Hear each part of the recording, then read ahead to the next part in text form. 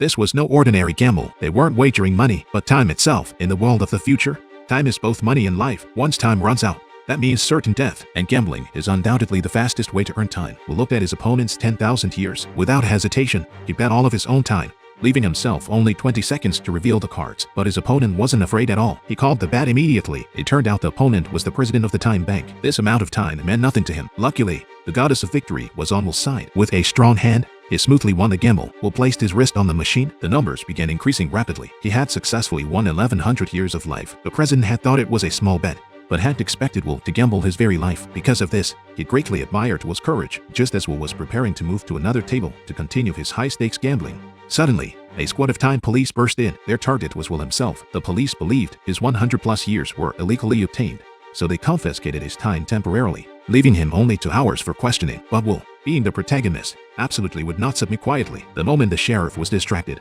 he swiftly took out 2 officers, then he leaped down to the floor below. Seeing there were too many police, he had no choice but to kidnap the president's daughter. With Molly as a hostage, he easily escaped the casino, but the sheriff was still hot on his tail. Luckily, Will quickly stabilized the car, preventing it from flipping. He simply kept driving in reverse. That's when he saw his chance. The instant the truck was about to hit them, a perfect drift successfully shook off the sheriff. They had thought to rest at a motel, but they didn't know that the moment they entered the motel, they had been targeted by time bandits. When they set out the next day, they fell into a trap set by the bandits. The luxury car's tire blew out instantly, losing control, and it tumbled down towards a cliff.